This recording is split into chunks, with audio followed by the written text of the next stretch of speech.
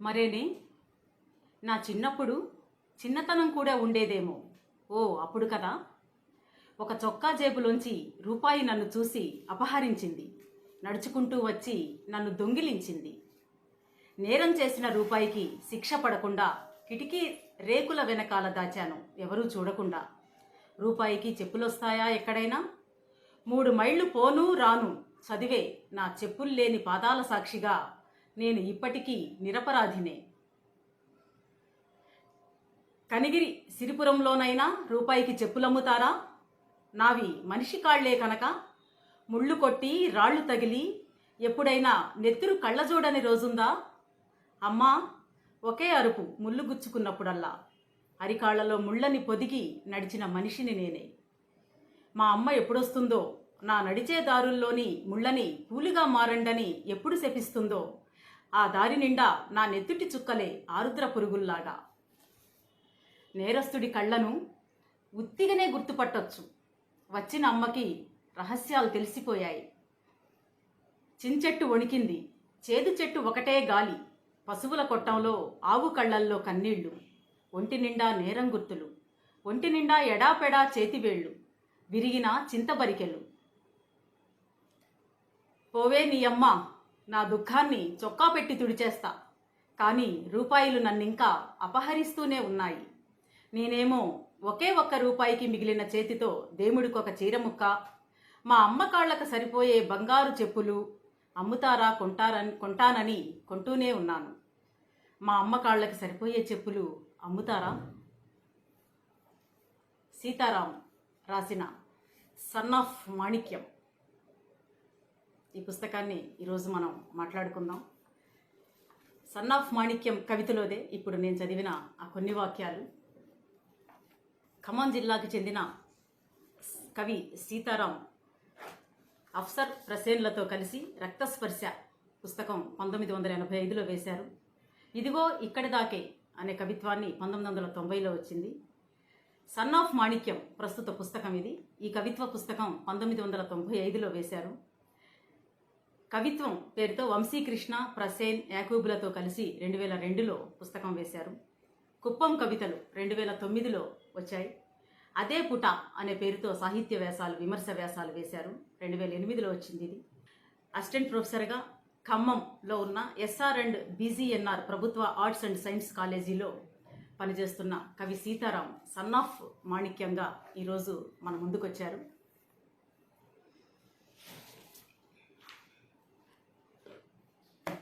కవిత్వంలో వస్తు శిల్పాలు ఉంటాయి. నా సాహిత్య విమర్శలో వస్తు శిల్పాల సమన్వయంతో సాగే ఒక పరామర్శ ఉంటుంది. నేను వస్తు శిల్పాలని రెండింటిని సమన్వయం చేసుకుంటూనే ఈ సాహిత్య సమీక్షని చేస్తూ ఉన్నాను.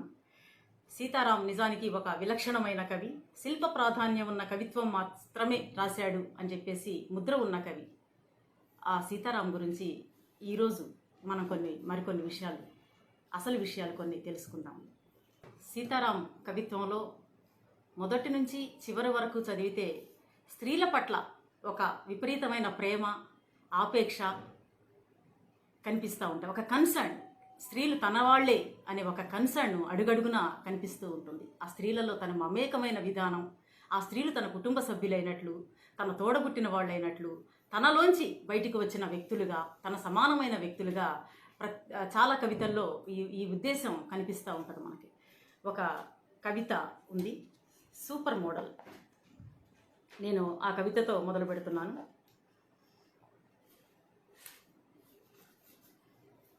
Super model.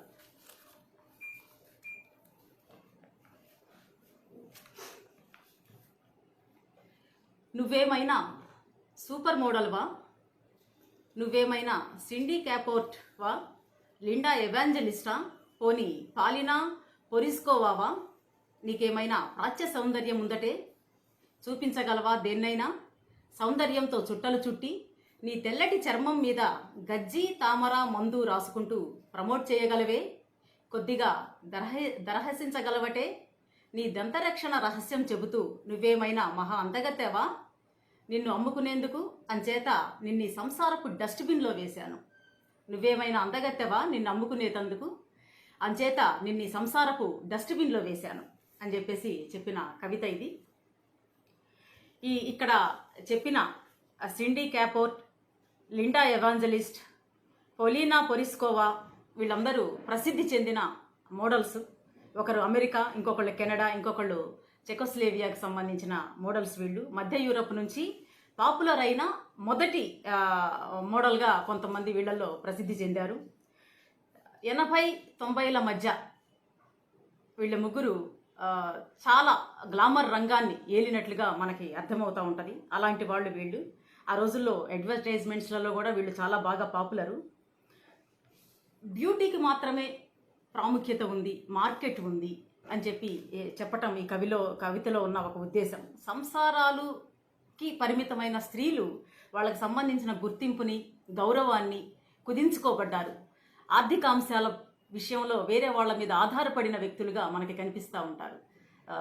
సత్యవతి గారు, పి సత్యవతి గారి కథల్లో కూడా మనకి సూపర్ మామ్ సిండ్రోమ్ అనే ఒక కథ, ఇల్లలకగానే కథ, ఇలాంటి అంశాలనే చెప్తా ఉంది. అందులో అలాంటి అంశంతోనే ఇక్కడ కూడా ఈ కవిత రాశారు. చాలా కన్సర్న్ ఉండటం, అంటే స్త్రీలకు సంబంధించి వాళ్ళ జీవితం కుదింపబడి ఇళ్లకు మాత్రమే పరిమితం అవుతుంది. అంటే ఈ ఇళ్లని, ఈ సంసారాలని కేవలం వాళ్ళకి సంబంధించిన ఒక గొప్ప ప్రతిభావంతమైన అంశాలని, వాళ్ళ నైపుణ్యాలని మొత్తాన్ని కుంచింపబడిన ఒక ప్రదేశం ఏది అని చెప్పేసానంటే అది ఇల్లు. అందుకని చెప్పేసి ఆ ఇంటిని, ఆ సంసారాన్ని డస్ట్బిన్ అని చెప్పేసి అన్నాడు ఇక్కడ కవి. అదొక కన్సర్న్గా సాగిన కవిత. అలాంటి ఇంకొక కవిత కూడా ఉంది, అది పంకజవల్లి కన్నీళ్ళు.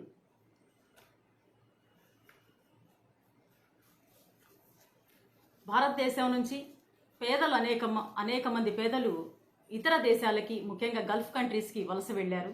అక్కడ ఎక్కువ డబ్బులు వస్తాయి. ఆ సంపాదనతో ఇక్కడ కొన్ని అప్పులు తీర్చుకోవచ్చు, లేదా పిల్లల పెళ్ళిళ్ళు చేయొచ్చు, లేదా ఇంకేదైనా ఒక చిన్న ఇల్లు కట్టుకోవచ్చు, ఒక స్థిరమైన ఆర్థిక జీవితాన్ని గడపవచ్చు అని చెప్పేసి అనుకోవటం వలన ఈ ప్రదేశాలను వదిలి వేరే ప్రదేశానికి వెళ్ళిపోవటం జరుగుతూ ఉంది. అంటే ఇలా వలస వెళ్ళిన వాళ్ళల్లో మనకి ధనవంతులు కూడా కనిపిస్తారు.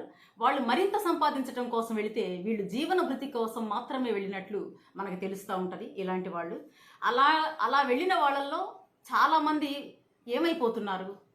అందుకనే ఈ పంకజవల్లి కన్నీళ్ళు అనేది చదివితే తెలుస్తుంది మనకు. నీ భర్త దూరమయ్యాడు కదా నీకు, నీ బాబు చెట్టియార్ జీవితాన్ని మలుపు తిప్పలేకపోయాడంటావా, బతికేందుకు పెట్రోలు బావుల దేశాలే కావాలా, జీవితాన్ని ధనం ఆక్రమించి మనల్ని ఆశ దురాక్రమించిన క్షణంలో ఆర్థిక నిట్టూర్పుకి వెన్నువిరిగి ఇక్కడ ఎంత చెమటోడ్చినా రూపాయిగా ఇంకిపోతుందని, కొంచెం కొంచెం కుంచుకుపోతోందని, జీవితం కురచైపోతుందని, మళ్ళీ ఓ ఆర్థిక నిట్టూర్పు విడిచి మరీ ఈ కష్టమేదో ఆయా దేశాల్లో పడితే, జీవితం గారెముక్కై నేతిలో పడితే, $పెట్రోడాలర్ల నూతుల నుంచి అదృష్టపు దీనారాలు, రియాద్దులు కుండల కొద్దీ కొలవచ్చని పోయిన మామూలు మనిషి బాబు చెట్టియార్.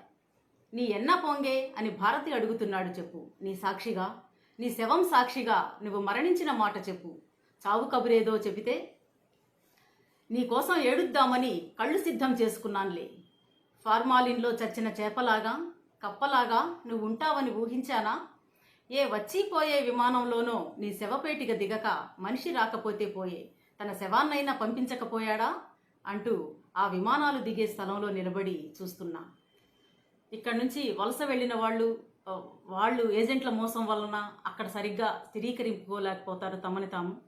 ఇక్కడ ఆశించిన వృత్తి వేరు, అంటే డ్రైవర్ గాను అక్కడికి వెళతారు. అక్కడికి పోయిన తర్వాత అక్కడ డ్రైవర్ కాకుండా ఇంకొకటి ఏదన్నా పశువులు కాయటమో, లేదంటే ఒంటెలు లాంటివి కాయటమో, ఇలాంటి చిన్న చిన్న వృత్తుల్లో, తక్కువ సంపాదన ఉన్న వృత్తుల్లో వాళ్ళు దింపబడతారు. ఇలాంటి మోసాలను తట్టుకొని కూడా కొంతమంది అక్కడ ఉద్యోగాలు చేస్తారు. అక్కడున్న కఠినమైన పరిస్థితుల్ని దృష్టిలో పెట్టుకొని కఠినమైన జీవితాన్ని కొనసాగిస్తూ ఉంటారు వాళ్ళు. అలాంటి వాళ్ళు కొంతమంది పారిపోవటానికి ప్రయత్నం చేస్తారు, లేదా కొంతమంది ఇరుక్కుపోయామని చెప్పేసి భావిస్తారు, కొంతమంది వెనక్కి వచ్చేయాలని చెప్పేసి అనుకుంటారు, కొంతమంది అక్కడే చనిపోతారు. ఇలా చనిపోయిన వాళ్ళు సంబంధించిన వ్యక్తులు ఇక్కడుంటే వాళ్ళేం ఫీల్ అవుతున్నారు అంటే చనిపోయాడని చెప్పేసి వార్త వస్తుంది కానీ శవం రాదు. శవం రాదు, మరి ఏం చేయాలి? ఇక్కడ తిండి తినలేకపోతారు, సరిగ్గా నిద్రపోలేకపోతారు, సరైన పనుల్లో ఉండలేకపోతారు. చాలా చోట్ల ఇలాంటి శవాలు నెలలు నెలలు రాకుండా ఉన్న సంఘటనలు భారతదేశంలో కోకొల్లలుగా ఉన్నాయి. అలాంటి పరిస్థితిని ఇక్కడ కొంచెం పెయిన్ఫుల్గా, బాధాకరంగా కవి చెప్పుకుంటా వెళ్ళాడు. ఈ శవం తిరిగి రావటం, మనిషి శవంగా తిరిగి రావటం అనే ఒక బాధని తనలోకి వంపుకొని కవి చెప్పినట్లు మనకి కనిపిస్తూ ఉంది. తర్వాత చాలా మాట్లాడాలి అని చెప్పేసి ఇంకొక కవిత ఉంది.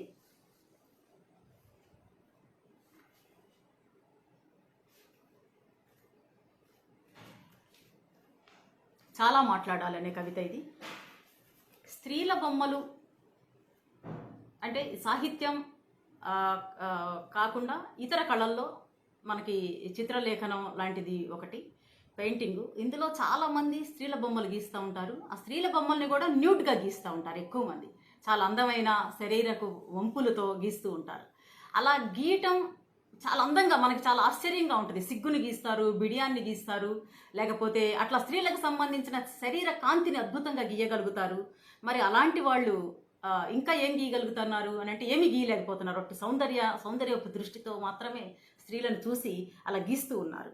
సో జాకెట్ లేకుండా ఉన్న స్త్రీలను గీస్తూ ఉంటారు. ఇట్లాంటి సౌందర్యాత్మకంగా ఉన్న స్త్రీలను గీస్తూ ఉన్న చిత్రకారులను ఉద్దేశించి ఒక కవిత. చాలా మాట్లాడాలి.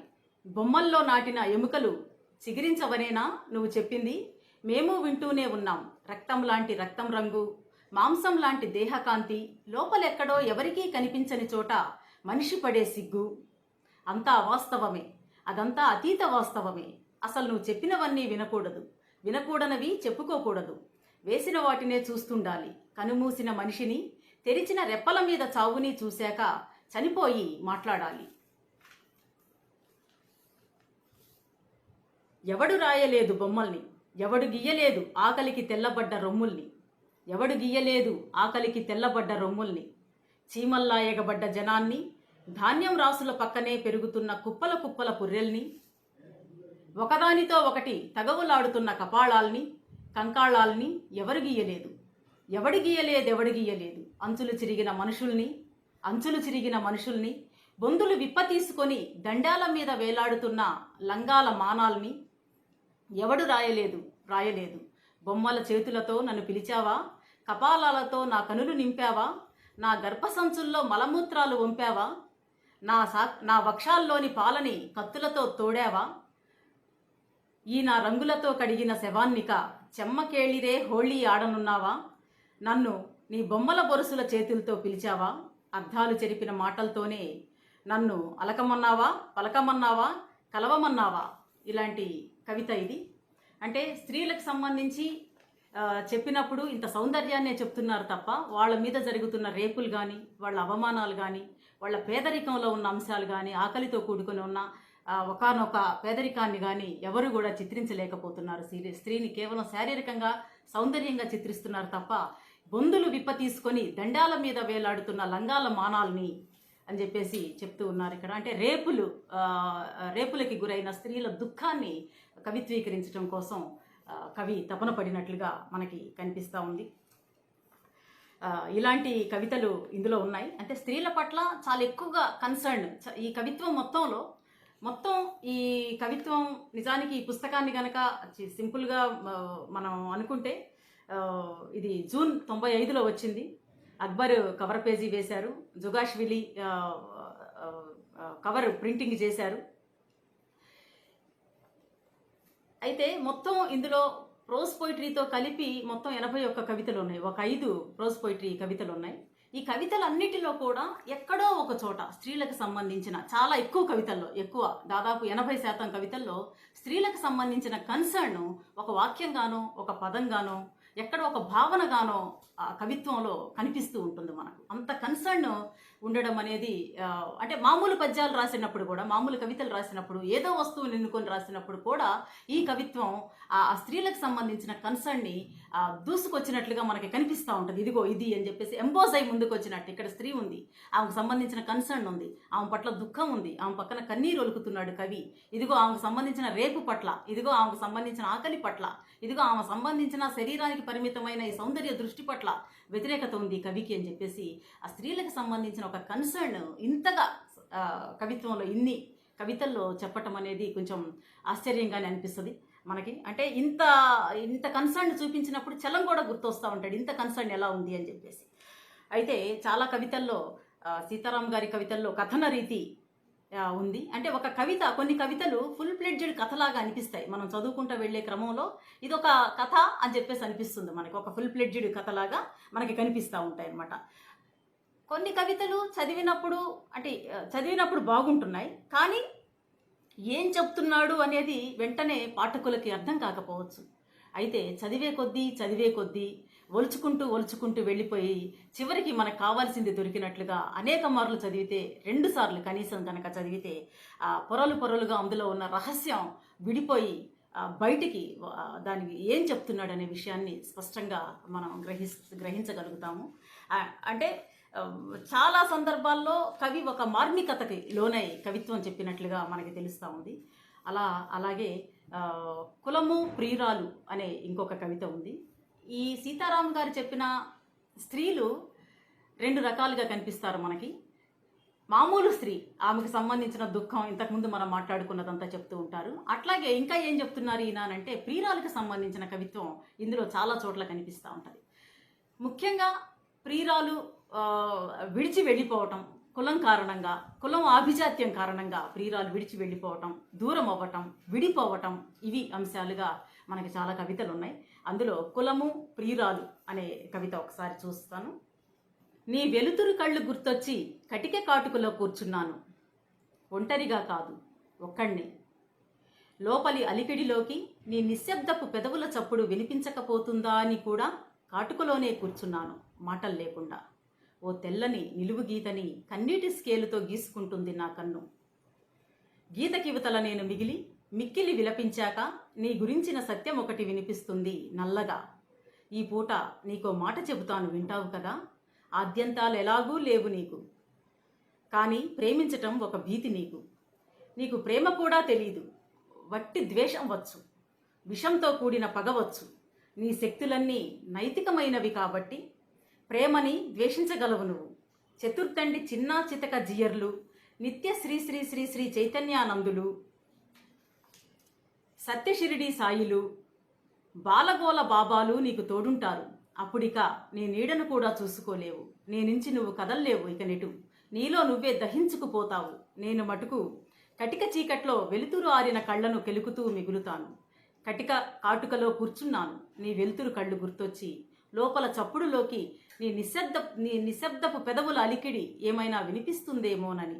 కాటుకలోనే కూర్చున్నాను ఒంటరిగా, నన్ను చుట్టుకున్న ఒంటరితనంలోనూ నేను ఒంటరిని కాలేదేమని నా బెంగంతా దిగులంతా. భారతదేశంలో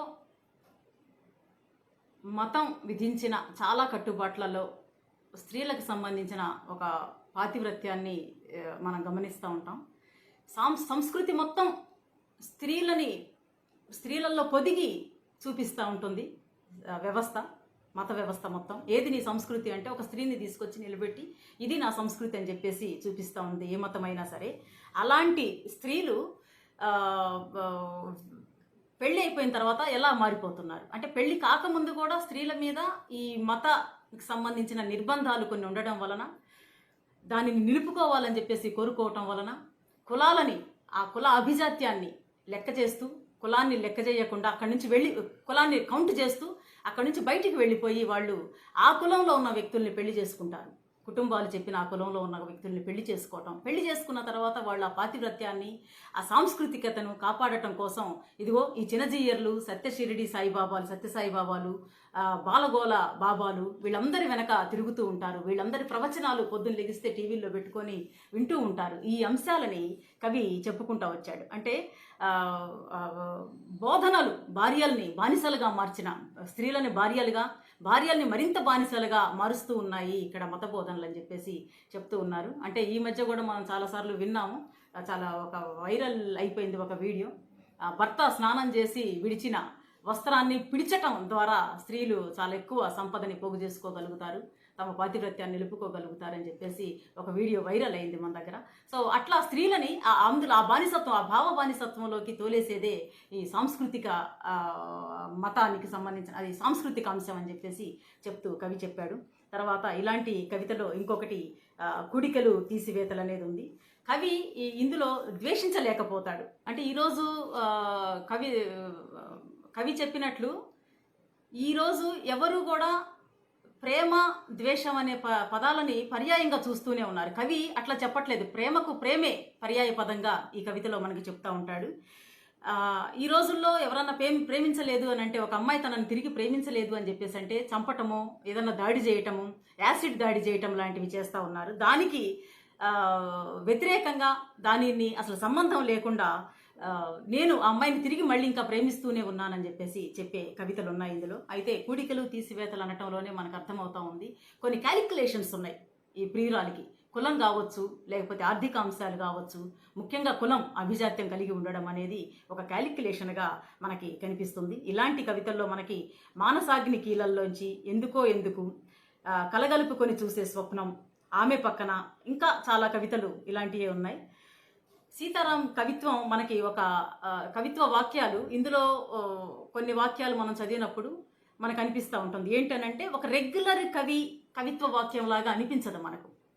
రెగ్యులర్గా మనం చదువుతున్న కవిత్వ వాక్యం లాగా మనకు అనిపించకపోవటం, ఒక మానసిక సంఘర్షణలో నుంచి కవిత్వం రాస్తూ ఉన్నారు ఈయన అని చెప్పేసి మనకు అర్థమవుతూ ఉంటుంది. అంటే కవిత్వం రాస్తున్నాననే స్పృహ ఎక్కువగా స్పృహించకపోవటం. ఇదిగో నేను కవిత్వం రాస్తున్నాను, ఒక మంచి కవిత రాయాలి, మంచి కవితని పాఠకులకు అర్థమయ్యే రీతిలో ప్రజెంట్ చేయాలి, దీనిని తీర్చిదిద్దాలి, ఈరోజు ఈ సగం చెక్కాము, రేపొద్దున మిగతా టచ్అప్స్ ఇద్దాము, మేకప్ని ఫుల్గా చేద్దామని చెప్పేసి అనుకునే కవి కాకపోవటం వలన మనకేమనిపిస్తుంది అని చెప్పేసానంటే ఒక సంఘర్షణ నుంచి రాసినట్లుగా మనకి తెలుస్తూ ఉంటుంది. తిరిగి పాఠకుడి కోసం దానిని తయారు చేయకపోవటం, ఆ కవితని తీర్చిదిద్దకపోవటం అనేది మనకి కనిపిస్తూ ఉంటుంది. అంటే కవిత్వాన్ని పేపర్ మీదకి మనసులో నుంచి అలా వంపటం అంతే, డైరెక్ట్గా అది ఒలికి పేపర్ మీద పడిపోతుంది కవిత్వం మనసు లోపల నుంచి. ఇంకా మధ్యలో ఇంకొక ట్రాన్స్ఫార్మేషన్ ఏమీ జరగదు. తర్వాత మనకి సమాజంలో ఈరోజు పెద్ద సమస్య ఏంటి అంటే, పెద్ద వయసు ఉన్న తల్లిదండ్రుల్ని, ముసలి వయసుకి వృద్ధాప్యంలోకి వచ్చిన తల్లిదండ్రుల్ని బిడ్డలు ఎలా చూస్తున్నారు, వాళ్ళు ఎలా చూస్తున్నారు అనే దాని మీద చాలా పెద్ద చర్చ జరుగుతూ ఉంది. ఇప్పుడు వృద్ధాశ్రమాలు మొత్తం నిండిపోయి ఉన్నాయి. ఆ అంశం మీద, అసలు తల్లిదండ్రుల్ని, ఆ అంశం మీద ఒక కవిత ఉంది. అది ఒక తల్లి ముసలి తల్లిదండ్రుల పట్ల నిర్లక్ష్యం వహించిన బిడ్డ గురించిన కవిత ఇది. బిడ్డలు కడుపున పడ్డ దగ్గర నుంచి వాళ్ళు పుట్టి పెరిగి పెద్దయి జీవితంలో స్థిరపడిన తర్వాత కూడా తల్లిదండ్రులు తామున్నంత వరకు బిడ్డల్ని అపురూపంగా చూసుకోవటం, వాళ్ళ కోసం ప్రతి క్షణం తపన పడటం, వాళ్ళ కోసం పని చేయటం, వాళ్ళ కోసం త్యాగం చేయటం, వాళ్ళ కోసం కొంత శ్రమని వెచ్చించటం, ఇలాంటి పనులు చాలా చేస్తూ ఉంటారు వాళ్ళు తల్లిదండ్రులు. అలాంటి తల్లిదండ్రులు అనాథలవుతున్న ఈ సందర్భంలో బిడ్డలను ఉద్దేశించి ఒక సున్నితమైన కవిత ఇది. నేను ఏ కవితను కూడా మొత్తం చదవట్లేదు, కొంచెం అవసరమైనంత వరకే చదువుతూ ఉన్నాను. నిజానికి మొత్తం చదవాలి కానీ సమయం లేదు కాబట్టి తక్కువ చదువుతున్నాను. ఇంతింత పొట్టల పెట్టెల్లో బిడ్డల్ని ఎలా దాస్తారు తల్లి, ఇంతింత పొట్టల పెట్టెల్లో బిడ్డల్ని ఎలా దాస్తారు తల్లి, ఒళ్ళంతా బూరలా ఉబ్బి బరువుతో ఎగరదు కదా, పేగుల్లో ఏ గుంజలు పాతి ఈ పసిపసువుని కట్టేశావు, ఇక ఏ మానంతో కంటామిక పిల్లల్ని, కాళ్ళలోకి నీటి కాలువలు ఒంట్లోని నెత్తురంతా లేత ఎముకలు పీల్చుకొని నల్లబడో ఎర్రబడో నుదురో పెదవో మరేదో కాదో అసలు కాళ్ళెలా మొలిచాయి, ఈ చేతులెలా పుట్టాయి, ఈ కంటికి చూపు, ఈ నోటికి మాట ఎవరిచ్చారు, నా గుండెని కొంచెం కొంచెం తినరా, నీ రెండే రెండు పాలపళ్ళ కొసలతో నన్ను తిను, నాన్నని నములు, తన్ను, ఈ సిగ్గులేని ఎముకల్ని చిల్లులు పొడువు, కాల్చు, నరకంలో నడిచే మాకు నువ్వు కావాలి, నీ నవ్వులాటి నీ పువ్వులాంటి నవ్వు కావాలి, ఏ తలుపులు తెరుచుకొని వస్తావో గాని ఈ నిప్పుల మీద నువ్వు కాలేందుకు, నీ కోసం ఒక కంచం కొనాలి, నీ కోసం ఒక నులక మంచము కొనాలి, మేమింకా పరుగులెత్తాలి, మా కలలన్నీ నీకిచ్చి అన్నీ చేసి చేసి ముసలితనంతో అలసిపోవాలి అని చెప్పేసి చెప్తున్న కవిత ఇది. భారతదేశం నిజానికి సెంటిమెంట్స్ ఎక్కువ ఉన్న దేశం. ఇలాంటి దేశంలో ముసలి తల్లిదండ్రులు అనాదరణకి గురవ్వటం, చాలామంది రోడ్ల మీద పడటం, తిండికి సరైన సెక్యూర్డ్ స్థలానికి కూడా లేకుండా రోడ్ల మీద ఉండడం, వాళ్ళు మనకి చాలా కేసులు కనిపిస్తూ ఉన్నాయి. ఈ మధ్య చాలామంది అలాంటి వాళ్ళు మనకి కనిపిస్తూ ఉన్నారు. ఇదిగో నా బిడ్డ పలానా గొప్ప ప్రదేశంలో ఉన్నాడు, గొప్ప ఉద్యోగస్తులుగా ఉన్నారు, ఉద్యోగస్తురాలిగా ఉంది అని చెప్పేసి చెప్తున్న తల్లిదండ్రులు ఈరోజు మనకి చాలామంది కనిపిస్తూ ఉన్నారు. అంటే ఈ సెంటిమెంట్స్ ఏమీ లేకుండానే అమెరికా లాంటి ఇంకా డెవలప్డ్ కంట్రీస్లో వృద్ధుల పట్ల ఒక కన్సర్న్ కనిపిస్తూ ఉంది మనకు. కానీ ఆ కన్సర్న్ ఇక్కడ లేకుండా, బాధ్యత లేకుండా, సెంటిమెంటు లేకుండా ఉన్న పిల్లల గురించి రాసిన కవిత ఇది. అయితే ఈ కవిత మొదట్లో ఉన్న 3 చిన్న చిన్న పాదాలని నేను ఇప్పుడు చదువుతాను. అది నిజానికి కవిత మొదట్లో ఉన్నది కవి రాసినప్పుడు, కానీ నేను వాటిని మళ్ళీ తిరిగి ఇప్పుడు చదువుతున్నాను. గర్భాల మధ్య నుంచొని పుట్టని కలల మొహాల మీద కిళ్ళీలుమ్మాలి. నిజానికి ఇది కవిత చివరలో ఉండాల్సింది, కానీ కవిత మొదల్లో ఉండడం వలన, అంటే ఉండాల్సిందనంటే సీతారాం గారి నిర్మాణంలో ఒక ప్రత్యేకమైన అంశం మనకిదే. ఆ నిర్మాణంలో అస్తవ్యస్తంగా కనిపిస్తూ ఉంటాయి కొన్ని పదాలు, కొన్ని వాక్యాలు. ఎక్కడ మొదలు పెడతారు, ఎక్కడ ఎండ్ చేస్తారు అనే విషయాల్లో ఒక అస్తవ్యస్తత మనకి కనిపిస్తూ ఉంటుంది. అంటే ఈ పదం వ్యాకరణబద్ధంగా కానీ, భాషా పరంగా కానీ ఈ వాక్యం ఇక్కడ ఇలా ఉండాలా, లేకపోతే ఈ పదం ఇక్కడ ఇలాగే ఉండాలా అని చెప్పేసి ప్రశ్నిస్తే వ్యాకరణం ఒప్పుకోకపోవచ్చు, భాష కూడా ఒప్పుకోకపోవచ్చు. కానీ కవి సీతారాం మాత్రం రాసేటప్పుడు వీటన్నిటినీ పక్కకి జరిపేసి తనదైన ఒక నిర్మాణ శైలిలో దీనిని రాసుకుంటూ వెళ్ళినట్టు మనకు కనిపిస్తుంది.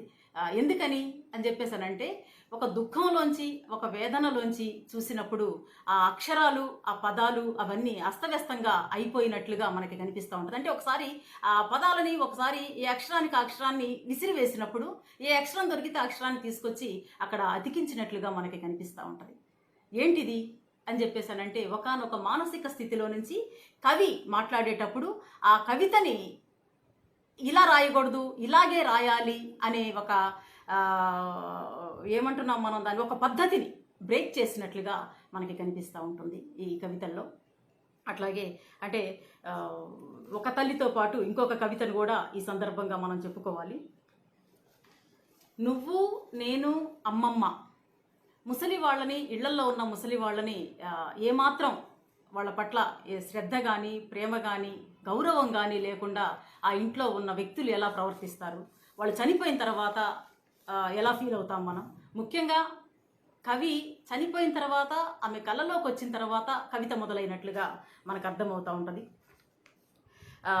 అంటే నెగ్లెక్ట్ చేయటం, ముసలి వాళ్ళని పూర్తిగా నెగ్లెక్ట్ చేయటం. ఆ కుటుంబానికి సేవ చేసి ఉండొచ్చు, త్యాగం చేసి ఉండొచ్చు, నిరంతరం ఆ కుటుంబం కోసం శ్రమ చేసిన వాళ్ళు, నిరంతరం చాకిరీ చేసిన వాళ్ళైన ముసలి వాళ్ళ పట్ల మన ప్రవర్తన ఎలా ఉంటుంది అనే సున్నితమైన అంశాలని, తర్వాత వాళ్ళు పాడైపోయిన ఒక ఇరిగిపోయిన వస్తువులాగా పక్కన పడేసి వాళ్ళని అస్సలు ఎక్కడ కూడా మాట్లాడనివ్వని, నోరె కూడా ఎత్తడానికి మనం ఇష్టపడం. వాళ్ళు నోరెత్తితే కూడా, వాళ్ళు సంభాషణలో తలదూరిస్తే కూడా మనం ఇష్టపడం. అలాంటి ఒక దుర్భరమైన పరిస్థితుల్లో ఒక నరకాన్ని సృష్టిస్తున్న కుటుంబాల కోసం రాసిన కవిత ఇది. నువ్వు నేను అమ్మమ్మ, నీ కన్న కలే నిజమై మీ అమ్మమ్మతో పాటు చనిపోయిన ముసలాళ్ళంతా తిరిగి బ్రతికొస్తే పోని, ఆ రోగాలతో సహా మళ్ళీ వస్తే వాళ్ళు వేసుకోకుండా మిగిల్చిపోయిన మందులన్నీ పారేస్తాను. ఇంటికొచ్చిన చుట్టాల కాళ్లకు నీళ్ళిచ్చినట్లు నా కన్నీళ్లతోనే వాళ్ళ ముడతలు పడ్డ కాళ్ళని కడుగుతాను. వాళ్ళు చెవులతో శ్వాసించిన రోజుల్లో వృద్ధాప్యపు దిగులుతో ఏమీ తోచక మాటలతో మన పన్నుల్లో తలదూర్చినందుకు మన నోరంతా పారేసుకొని ఉంటాం కదా. మనం సృష్టించిన నరకం మీద వాళ్ళు ఎందుకు ఇలా పసిపిల్లల్లా అలిగిపోయారంటావు? నేనైతే ఇప్పుడిక ఏ ముసల్ది కనిపించినా గజగజా వణుకుతాను. ఎక్కడా నా నోరు ఏ మాటను జారుతుందోనని భయపడతాను. ఊడిపోయే స్వరపేటికని ముడివేసుకొని మాట కోసం పెనుగులాట పడిందా? ఇక పోతున్నానని మళ్ళీ రానని చెప్పలేని దుఃఖం పడింది కదా. సరిగ్గా మన కళ్ళ ముందే పోతుంది. అప్పటికీ దుఃఖం కలగదు మనకు. ఎప్పుడో ఇలా నిద్రలో అది బతికి వచ్చినప్పుడే శోకాన్యం చేయాలో తెలియక అక్షరాల్లోకి అనువదిస్తాం నువ్వు నేను. అది మాత్రం చిత్రపటంలో అద్దం వెనుక ఆఖరి స్నానం చేస్తూనే ఉంటుంది, రూపాయి బిళ్ళంతా కుంకుమ బొట్టుతో అని చెప్పేసి చెప్పారు. చనిపోయిన శవాలకి కుంకుమ బొట్టు పెద్దదిగా పెట్టి చివరి సంస్కారం చేయటం మనకు తెలిసిందే. అట్లా అలాంటి ముసలి వాళ్ళ పట్ల మన ట్రీట్మెంట్ ఎలా ఉంటుంది, ఆ తర్వాత వాళ్ళు ఎంత దుఃఖంతో చనిపోతారు, ఎంత నరకం అంటే ఈ లోకంలో ఆ కుటుంబ వ్యక్తుల మధ్య ఆ ఇంట్లోనే నరకం అనుభవిస్తున్నారు వాళ్ళు అని చెప్పేసి చెప్పారు. ఆ నరకాన్ని వదిలించుకొని వెళ్ళిపోయారు వాళ్ళు అని చెప్పేసి చెప్తా ఉన్నారు. అందుకనే ఏ ముసలిది కనిపించినా నేను ఉడికిపోతాను, ఏదన్నా నోరు జారుతానేమోనని చెప్పేసి అని. అంటే వాళ్ళు తిరిగి ఎప్పటికీ రారు కాబట్టి ఈ రోజులకైనా ఇప్పటికైనా మనం తెలుసుకొని వాళ్ళని ఇంకా ప్రేమగా చూడాలనే ఒక భావనని పాఠకుల్లో కలిగించే కవిత ఇది. సీతారాం కవిత్వం చాలా వరకు ఒక మానవీయ ముఖంతో మన ముందుకి చూస్తూ ఉంటుంది. మానవీయ ముఖం ముందుకు పొడుచుకొని మనకి కనిపించినట్లు తెలుస్తూ ఉంటుంది. ఒక హ్యూమన్ ఫేస్. కవిత్వం రాసేటప్పుడు ఏ కవైనా ఒక మూడ్లోకి వెళ్తాడు. అయితే సీతారాం రెట్టింపు మూడ్లోకి వెళ్ళినట్లు మనకి కొన్ని కవితలు చదివితే తెలుస్తూ ఉంటుంది. మనిషి నిజానికి కవిత్వంలో అభివ్యక్తిని గనక మనం చూస్తే అక్కడక్కడ అభివ్యక్తిలో ఇదిగో ఇక్కడ ఒక పసిపిల్లోళ్ళలాగా ఉన్నాడు, లేకపోతే ఇక్కడ ఒక ప్రియుడిలాగా ఉన్నాడు, లేకపోతే ఇక్కడ ఇదిగో ఈ వాక్యాల్లో ఒక స్నేహితుడిలాగా ఉన్నాడు అని చెప్పేసి అనిపిస్తుంది. కానీ సీతారాం కవిత్వంలో ఆ కవిత మొత్తం కూడా ఇప్పుడు మనం అనుకుంటున్నట్లు నువ్వు నేను అమ్మమ్మ అని చెప్పేసి అన్నప్పుడు కవిత మొత్తంలో కలిపి ఒక మనవడిగా కనిపిస్తాడు మనకి. ఒక తల్లి అని చెప్పేసి రాసినప్పుడు ఒక కొడుకుగా కనిపిస్తాడు. అట్లా ఒక బాధ్యత ఉన్న స్నేహితుడిగా కనిపిస్తాడు. పంకజవల్లికి సంబంధించిన కన్నీళ్ళు అనే కవిత వైపు నుంచి మనం కనుక చూస్తే అట్లా రకరకాలుగా కనిపిస్తూ ఉంటాడు సీతారాం. అంటే పూర్తి కవిత్వానికి సంబంధించిన మొత్తం అభివ్యక్తిని తానై నిలబడతాడు. అది తనకు తానుగా బయటికి వచ్చినట్లుగా మనకి తెలుస్తూ ఉంటుంది. అంటే సీతారాం కవిత్వం చదువుతూ పోతూ ఉంటే ఎక్కడికో దిగుతూ మెట్టు దిగుతూ వెళ్ళే కొద్దీ ఒక సెల్లార్లోకి వెళ్ళిపోయిన భావన మనకి కనిపిస్తూ ఉంటుంది. అక్కడ వస్తువు ఉంటుంది. సీతారాంకి సంబంధించిన ఏం చెప్పాలనుకుంటున్నాడు అనే వస్తువు అక్కడ ఉంటుంది. అక్కడ ఒక దుఃఖం ఉండొచ్చు, ఆ చీకటిలో ఒక ఒంటరిదైన తల్లి ఉండొచ్చు, ఆ చీకటిలో ఒక వదిలేసి వెళ్ళిపోయిన తర్వాత మిగిలిపోయిన ప్రియుడు ఉండొచ్చు, ఆ దుఃఖంలో ఇంకా ఎవరైనా ఉండొచ్చు. మనకు ఆ చీకటిలో వాళ్ళందరూ మనకి కనిపిస్తూ ఉంటారు. అంటే దిగుతూ పోవాల్సిందే సీతారాం కవిత్వాన్ని గనక మనం అనుభూతించాలి అని చెప్పేసానంటే. అంటే తన లోపలికి లాక్కుపోయే ఒక సుడిగుండం లాగా కవిత్వపు వాక్యాలు వెళ్ళిపోతూ ఉంటాయి. ఆ సుడిగుండాల లోపలికి వెళ్ళగలిగిన ధైర్యం చేయగలిగితే మనం సీతారాం కవిత్వాన్ని అర్థం చేసుకోవటం చాలా సులభంగా అనిపిస్తుంది. అయితే సీతారాం కవిత్వాన్ని అనుభవించటమే మనం కొంతమంది కవుల్ని చదివినప్పుడు ఆ ఇంపాక్ట్తో మనం కవిత్వం రాస్తాం. సీతారాం లాగా కవిత్వం రాయాలని చెప్పేసి అనుకుంటే అది కుదరని పని. ఎందుకనంటే అతని కవిత్వాన్ని మనం అనుభవించగలుగుతామే తప్ప అనుకరించలేకపోతాం అనేది సన్ ఆఫ్ మాణిక్యం చదివితే మనకు అర్థమవుతుంది. తర్వాత నా ఒక్కడినే స్వయంగా ఏడ్చాను అనే కవిత ఇది. భారతదేశంలో బహుజన జీవితం ఎక్కువ చేతివృత్తుల మీద ఆధారపడింది. ఈ చేతివృత్తుల జీవితాల్లో జీవించే వాళ్ళల్లో ఆ కుటుంబాలలో ఎవరికి భూమి లేకపోవటం, వ్యవసాయంతో సంబంధం లేకపోవటం, లేదా గవర్నమెంట్ ఉద్యోగాలు లేకపోవటం, ఇంకా సరైన వ్యాపారంలో వాళ్ళు ఉండకపోవటం, అంటే డబ్బులు బాగా వచ్చే వ్యాపారం లేకపోవటం, కేవలం చేతి వృత్తుల మీద మాత్రమే ఆధారపడి బతికే వాళ్ళ జీవితాల్లో ఉన్న పేదరికం, అందులో ఉన్న కష్టాలు, అందులో ఉన్న జీవితంలో అనుభవిస్తున్న ఒక దుఃఖం ఈ కవితలో మనకి కనిపిస్తూ ఉంటుంది. ఒక కారు షెడ్లో మేమంతా కూడా కలిసి మెలియక ఉండనప్పుడు, మా అమ్మకి మతి చెలించి బుర్ర గిర్రున తిరిగి పడిపోయినప్పుడు, డాక్టర్ని ఆర్తనాదాలతో పిలుచుకొని వచ్చినప్పుడు, బియ్యానికి 2 రూపాయలు లేనప్పుడు, ఆర్థిక మంత్రి ఎవడో తెలియక, పండగలకి కొచ్చక్కాలు లేక కంచాల ముందు చేతులు చాచిన కుక్కలమై, ఒకళ్ళ ముద్దలు ఒకళ్ళం యుద్ధాలలో గెలిచినప్పుడు, మాకేమీ లేవనుకున్నప్పుడు, అందరికీ అన్నీ ఉన్నాయనుకున్నప్పుడు, మా అమ్మమ్మ మరణించినప్పుడు, ఇంకా ఇట్లాంటి అనేక పలు సందర్భాలలో అందరి ముందు అవమానమే ఎదురైనప్పుడు, మరింకా పలు సమయాల్లో గొలుసుల సమస్యల్లో, ఒకదాని వెనుక ఒకటిగా వచ్చిన కష్టాల్లో, అన్నీ విషమ పరీక్షలే అయినప్పుడు, తలా చిటికెడు ఎలికల మందు తిని చనిపోదామనుకున్నప్పుడు, ఒకరికి తెలియకుండా ఒకళ్ళం గంజిలో ఎండ్రిన్ చుక్కలు కలుపుదామనుకున్నప్పుడు, మేమెవరమో మాకే తెలియని చీకటి పడ్డప్పుడు ఎందుకో గాని మేమందరము ఒక కన్నీళ్లే అయ్యాం, ఇంకేమీ కాలేక. కానీ ఎవరూ వినకుండా ఆ పసిపిల్లకు ఫ్రెంచి పదాల్లో ప్రేమను పొదిగి చెప్పాక అర్థం ఏమిటని అడిగిన నాడు, నన్నే ఎందుకు ప్రేమించావని నిలదీసినప్పుడు, నన్ను అన్ని మెట్ల మించి దిగమని గద్దించినప్పుడు, అందరిలో ఏడవటం కుదరగా ఐ ఓన్లీ వెప్ట్. ఇది నా ఒక్కడినే స్వయంగా ఏడ్చాను అని చెప్పేసి ఇది ఈ కవిత ఇలాంటి నేపథ్యం ఉన్న పాఠకులు ఈ కవితని చాలా తొందరగా తీసుకోగలుగుతారు, తొందరగా అర్థమవుతుంది. ఇలాంటి పేదరికాన్ని అనుభవించినప్పుడు పేదరికపు పీక్ ఏంటి అని చెప్పేసానంటే, పసిపిల్లల ప్లేట్లలో కూడా ఒక ముద్ద అన్నం లేకపోవటమే పేదరికానికి సంబంధించిన అత్యంత శిఖరప్రాయమైన దృశ్యం ఏంటి అని అంటే, పసిబిడ్డల పేదరిక ఆకలితో అలమటించిపోవటం. ఆ అలమటించిపోవటాన్ని ఇంకా వ్యాఖ్యానం అవసరం లేని విధంగా చాలా సులభంగా రాశారు సీతారాం గారి కవితలో. ఇలాంటి ఇంకొక కవిత కూడా మనకుంది. ఇందులో ఈ కవితల్లో బహుజన పదం లేకపోవచ్చు, నా ఒక్కడినే స్వయంగా ఏడ్చాను కానీ ఇంకేదైనా చోట కానీ తన కులానికి సంబంధించిన పదం ఎక్కడ దొరకకపోవచ్చు మనకి. కానీ కులంతో ఐడెంటిఫై అయ్యే పదాలు, నా మంగలి కత్తి లాంటి పదాలు మనకి కొన్ని కవితల్లో కనిపిస్తూ ఉంటాయి. అందుకనే చేతి వృత్తులకు సంబంధించిన అనుభవించే ఆ వృత్తిలో ఉన్న వాళ్ళ దుఃఖం ఇది. ఆ దుఃఖాన్ని మనకి నా ఒక్కడినే స్వయంగా ఏడ్చాన్లో చెప్పుకుంటూ వచ్చారు. అలాంటిదే ఇంకొక కవిత, ఈ కార్యక్రమం మొదట్లో చదువుకున్న సన్ ఆఫ్ మాణిక్యం కవిత ఇది. పుస్తకం పేరు కూడా అదే పెట్టారు, సన్ ఆఫ్ మాణిక్యం.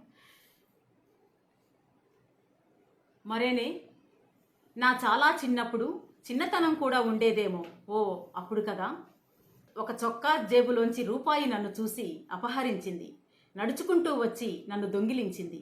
నేరం చేసిన రూపాయికి శిక్ష పడకుండా కిటికీ రేకుల వెనకాల దాచాను ఎవరూ చూడకుండా. రూపాయికి చెప్పులొస్తాయా ఎక్కడైనా? 3 మైళ్ళు పోను రాను చదివే నా చెప్పుల్లేని పాదాల సాక్షిగా నేను ఇప్పటికీ నిరపరాధినే. కనిగిరి సిరిపురంలోనైనా రూపాయికి చెప్పులమ్ముతారా? నావి మనిషి కాళ్లే కనుక ముళ్ళు కొట్టి రాళ్లు తగిలి ఎప్పుడైనా నెత్తురు కళ్ళ చూడని రోజుందా? అమ్మా ఒకే అరుపు ముళ్ళు గుచ్చుకున్నప్పుడల్లా. అరికాళ్లల్లో ముళ్ళని పొదిగి నడిచిన మనిషిని నేనే, అరికాళ్లల్లో ముళ్ళని పొదిగి నడిచిన మనిషిని నేనే. ముళ్ళని పూలుగా మారండని ఎప్పుడు శపిస్తుందో మా అమ్మ, ఎప్పుడొస్తుందో నా నడిచే దారుల్లోని ముళ్ళని పూలుగా మారండని ఎప్పుడు శపిస్తుందో, ఆ దారి నిండా నా నెత్తిటి చుక్కలే ఆరుద్ర పురుగుల్లాగా. నేరస్తుడి కళ్ళను ఉత్తిగానే గుర్తుపట్టొచ్చు. వచ్చిన అమ్మకి రహస్యాలు తెలిసిపోయాయి. చించెట్టు వణికింది, చేదు చెట్టుకి ఒకటే గాలి. పశువుల కొట్టంలో ఆవు కళ్ళల్లో కన్నీళ్లు, ఒంటి నిండా నేరం గుర్తులు, ఒంటి నిండా ఎడాపెడా చేతివేళ్లు, విరిగిన చింతబరికెలు. కానీ రూపాయలు నన్నింకా అపహరిస్తూనే ఉంటాయి. నేనేమో ఒకే ఒక్క రూపాయికి మిగిలిన చేతితో దేవుడికొక చీరముక్క, మా అమ్మ కాళ్లకు సరిపోయే బంగారు చెప్పులు అమ్ముతారా కొంటానని కొంటూనే ఉన్నా. మా అమ్మ కాళ్లకు సరిపోయే చెప్పులు అమ్ముతారా అని కవిత. ఇది చాలా ఆర్ద్రంగా అనిపిస్తుంది, తడిగా. పాఠకులు దీనిని చదివినప్పుడు మనకి కళ్ళల్లో చెమ్మ చేరటం అనేది ఒక అనుభవంలోకి వచ్చే కవిత ఇది. బాల్యం అనేది చాలామందికి ఒక తీయని గుర్తయితే, అందులో జరిగిన సంఘటనలు అందరికీ తీయని గుర్తులుగా ఉండకపోవచ్చు, ఉండవు కూడా. పేదలకి ఇప్పుడు ఇదే సంఘటన, ₹1 దొంగిలించిన కవి సంఘటన, వాళ్ళ అమ్మ కొట్టడం, ₹1 దొంగిలించినందుకు తల్లి నిజాయితీని నేర్పటం కోసం, బిడ్డని క్రమశిక్షణలో పెట్టడం కోసం తల్లి కొట్టడం, తల్లి దుఃఖించటం ఇందులో మనకి కనిపిస్తూ ఉంది. ఇలాంటి బాల్యం ఉన్న పిల్లలు ఈరోజు ఆ సంఘటనను తలుచుకుంటే అప్పుడెంత దుఃఖమో ఇప్పుడు అంతే దుఃఖం ఉంటుంది. అదే డబ్బులు బాగా ఉండి సామాజిక గౌరవం ఉన్న కులాలలోనో, సామాజిక గౌరవం ఉన్న ఆర్థిక పరిస్థితుల్లోనో పుట్టిన వాళ్ళైతే వాళ్ళకు బాల్యం ఎప్పటికీ తీపిగానే ఉంటుంది. మనం చాలా చిన్నప్పటి నుంచి పుస్తకాల్లో చదువుకునే కొన్ని క్యారెక్టర్స్ మనకి కనిపిస్తాయి. సీగాన పశునాంబ, బాపు రమణలు కలిసి సృష్టించిన కొన్ని చిన్నపిల్లల క్యారెక్టర్స్లో బుడుగు. మీకు ఇష్టమైన పుస్తకం పేరు చెప్పండి అంటే బుడుగు అని చెప్తారు, టక్మని. మీకు ఇష్టమైన క్యారెక్టర్ చెప్పండి అంటే సీగాన పశునాంబ అని చెప్తారు. సో ఎంతో అలరించే క్యారెక్టర్స్ అవి. వాళ్ళ చుట్టూ ఒక ఫన్ ఉంటుంది, వాళ్ళ చుట్టూ ఒక చిన్నపిల్లలకి సంబంధించిన ఒక మురిపం ఉంటుంది, ఇవన్నీ ఉంటాయి. కానీ ఇక్కడ మురిపం కానీ అంటే సన్ ఆఫ్ మాణిక్యములు కూడా ఉంటారు. Seegaana Pesunamba, Budugu, son of Manikyam. Son of మాణిక్యాల దుఃఖాలు అప్పుడు దుఃఖమే, ఇప్పుడు దుఃఖమే. అప్పుడు పేదరికమే. ఆ పేదరికం ఈ రోజుకి కూడా ఎంతోమంది జీవితాల్లో ఇప్పటికీ కూడా భారతదేశం మొత్తంలో రిఫ్లెక్ట్ అవుతూనే ఉంది. చెప్పులు లేని పిల్లలు స్కూళ్ళకు పోతూనే ఉన్నారు. ఆ స్కూళ్ళకి మైళ్ళ కొలది నడుచుకొని పోవటం, పాదాలలో ముళ్ళుని పొదిగి నడిచిన వాడిని నేనే అని చెప్పేసి చెప్పారు. రక్తపు బొట్లు పడితే అవి ఆరుద్ర పురుగుల్లాగా ఉన్నాయని చెప్పేసి, చిక్కటి రక్తపు బొట్టు అలా పడితే అది ఆరుద్ర పురుగులాగా ఉందని చెప్పేసి చెప్పారు. ఇట్లాంటి జీవితం ఉన్న వాళ్ళు ఈ కవితని గనక చదివితే చాలా విషయాలు మనకి అనిపిస్తూ ఉంటాయి. తల్లులు, పేద తల్లులు నిజాయితీతో బిడ్డల్ని పెంచడం కోసం నిజాయితీ అనే ఒక అంశాన్ని పిల్లల చుట్టూ ఒక కంచెలాగా పాతి, ఒక బ్యాడ్జిని పిల్లల భుజాన్ని దగ్గరికి తగిలిచ్చి, ఇదిగో నువ్వు ఇలా బతకాలి, ఇదిగో ఈ నిజాయితీతో నువ్వు ముందుకు పోవాలి, ఈ నిజాయితీతో నీ జీవితాన్ని నువ్వు గడపాలి, ఈ నిజాయితీతో నువ్వు నీ జీవితాన్ని గెలవాలి, నువ్వు పేదరికంలో ఉన్నా, లేకపోతే అవమానింపబడుతున్నా, లేకపోతే దుఃఖపడుతున్నా, కష్టపడుతున్నా, నువ్వు ఎక్కడున్నా, చచ్చిపోతున్నా సరే, ఇదిగో ఈ నిజాయితీతో నువ్వు ఉండని చెప్పేసి నేర్పించిన అనేక మంది ఆదివాసీ, దళిత, బహుజన, పేద పిల్లల తల్లులందరికీ కూడా ఈ మాణిక్యం అమ్మ ఒక ప్రతినిధిలాగా మనకి కనిపిస్తూ ఉంటుంది ఈ కవితలో. అలాంటి తల్లుల బిడ్డలే ఈరోజు భారతదేశపు రాజ్యాంగాన్ని గౌరవిస్తున్నారు. అలాంటి తల్లుల బిడ్డలే ఈరోజు ప్రజాస్వామ్య పద్ధతిలో తాము చంపబడుతున్నా, నరకబడుతున్నా, అవమానింపబడుతున్నా, తాము దోచుకోబడుతున్నా సరే ఒక ప్రజాస్వామిక పద్ధతిలోనే వాళ్ళ నిరసనని తెలియజేస్తూ ఉన్నారు. అది ధర్నాలు కావచ్చు, రస్తారాకోలు కావచ్చు, ఇవన్నీ ఒక ప్రజాస్వామ్య పద్ధతిలోనే. వాళ్ళకి లేనిది ఏదైనా ఉంటే దానిని తెచ్చుకోవటం కోసం శ్రమ పడుతున్నారే తప్ప దోపిడీ, దొంగతనాలు, హత్యలు, నేరాలు ఇవన్నీ చేయకుండా ఉన్న బిడ్డలందరూ కూడా ఈ మాణిక్యమమ్మ బిడ్డలుగా మనకి అర్థమవుతూ ఉంటుంది. అయితే చాలామంది ఇప్పుడు 2 రకాల తల్లులు మనకి కనిపిస్తూ ఉన్నారు. మాణిక్యమమ్మ లాంటి తల్లులు ఉన్నారు. ఇదిగో భారతదేశంలో స్కాములు చేసి, భారతదేశంలో హత్యా రాజకీయాలు చేసి పదవులను అధిష్ఠించిన వాళ్ళు, లేకపోతే భారతదేశంలో అప్పులు చేసి బ్యాంకుల్లో పరారైపోయిన వాళ్ళు, భారతదేశంలో ఆడపిల్లల మీద దాడులు చేస్తున్న వాళ్ళు, ఆడపిల్లల్ని అవమానిస్తున్న వాళ్ళు, వాళ్ళ న్యూడ్ ఫోటోలలాగా వాళ్ళ తలకాయలకి బొమ్మలు శరీరాలను అతికించి ప్రచారం చేస్తున్న వాళ్ళు, వీళ్ళందరికీ కూడా తల్లులు ఉన్నారు. కానీ ఆ తల్లులు వేరు, ఇదిగో మాణిక్యమమ్మ అనే ఒక తల్లి వేరు అని చెప్పేసి చెప్పటం. ఈ మాణిక్యమమ్మ బిడ్డలు ఎవరైతే ఉన్నారో ఆ బిడ్డలందరూ కూడా ఈరోజు ఈ దేశపు ముఖ చిత్రపు తల్లులుగా, ఆ బిడ్డలుగా మనకి కనిపిస్తూ ఉన్నారు. అంటే రేపటి పౌరులకి సంబంధించి అంటే ఈ ఈ కవి రూపాయి దొంగిలించానని చెప్పాడు. అయితే భాష మనం ఇందాక అనుకుంటున్నప్పుడు అస్తవ్యస్తంగా అయిపోతుంది, సబ్జెక్ట్ ఆబ్జెక్ట్గా. రూపాయి నన్ను దొంగిలించిందని చెప్పేసి చెప్పాడు. అయితే ఈ దొంగిలించిన రూపాయి వెనక, లేదా దొంగిలింపబడిన రూపాయి వెనక ఏమున్నాయి?